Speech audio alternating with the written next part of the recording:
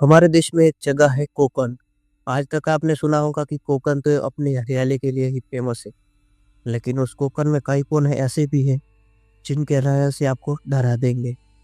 इस कोकण के अंदर एक गाँव है जिसके अंदर अगर आप चले गए तो अगर आप जितने लोग गए हैं उनमें से अगर इतने वापस ना भी आ पाए। ऐसा ही 4 लोगों की टीम गई थी लेकिन उनमें से आज भी एक इंसान वहीं पर रह गया। आगे की स्टोरी सुनते रहिए तो फिर। ये स्टोरी है कॉलेज के ही लड़कों की जो कि हमारे की ही उम्र के थे, जो अपने दोस्त के साथ वीकेंड पर घूमना चाहते थे।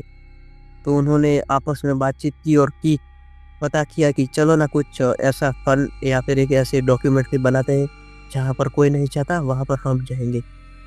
तो फिर ये थोड़े पूछताछ करता है लोकल में। तो इन्हें फिर पता चलता है कि कोकण में एक ऐसा गांव है जहाँ पर आज भी कोई नहीं रहता और गांव ज़्यादा लोग नहीं वहाँ रहते, लेकिन बस छोटा सा ही गांव है। ये वहाँ पर जाते हैं और चिल करते हैं, घूमते हैं और कुछ फ़ोटोज़ भी खींचते हैं। फिर रात को उन्हें ठहरने के लिए एक घर चाहिए था। तो वो गांव में थोड़ा पूछताछ करते हैं, लेकिन गांव में उन्हें ज़्यादातर लोग यही कहते हैं कि अगर तुम आए हो तो वापस चले जाओ, यहाँ रहना ठीक नहीं है। लेकिन उन्हें कहाँ ऐसा समझ में आता था। तो फिर वो चलते ही जाते हैं। वहाँ पर चौराहे पर एक अ, बूढ़ी दादी बैठी थी। तो उन्होंने पूछा कि यहाँ पर कोई रहने लायक जगह है? तो वो कहती है कि वो जो सामने घर है वहाँ पर चले जाओ। अंदर कोई रहता नहीं, लेकिन अगर तुम वहाँ पर जाओगे तो रह सकते हो। तो इन्हें तो बस एक रात काटनी थी, तो यहाँ वहाँ पर चले गए। उन्होंने अपना खाना-वाना खाया और घर के अंदर फिर सोने चले गए। ठंड का माहौल था। रात के कुछ 12 या 12 बजे होंगे।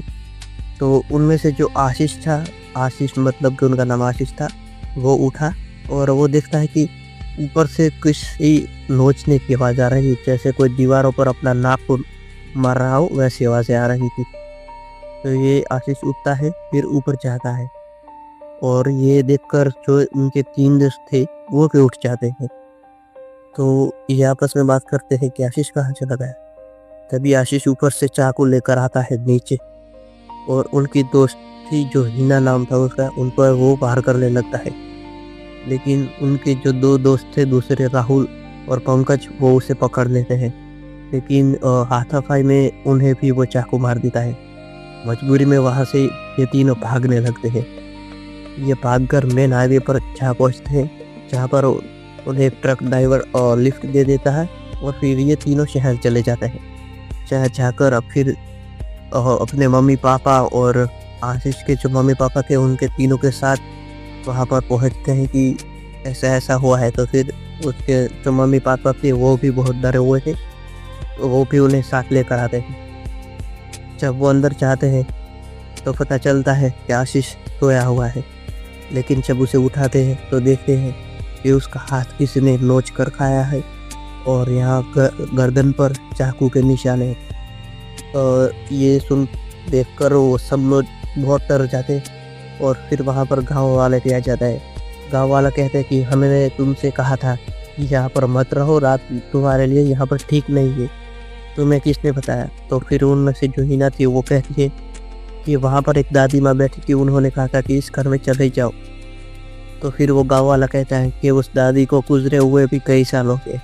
अक्सर कई लोग कहते हैं कि वो दादी उस घर का रास्ता बताती है और उस घर की और अगर कोई रात में चला भी जाए तो भी उसे कई सारी दिक्कतों का सामना करना पड़ता है। फिर वहाँ पर पुलिस भी आती है और पुलिस जब उस आशीष का डेड बॉडी का पोस्टमार्टम करती है तो फिर उन्हें पता चलता है कि आशीष की मौत तो 12 बजे हुई और आशीष जब ये हाथापाई वगैरह हुई तब बज रहे थे 1। तो इस बीच आशीष के साथ ऐसा क्या हुआ कि आशीष मर गया? अगर आशीष मर गया तो उन दोस्तों पर हमला करने वाला कौन था? ये आज भी एक क्वेश्चन है जो किसी को नहीं पता। अगर आपको पता है तो कमेंट बॉक्स में बताइए।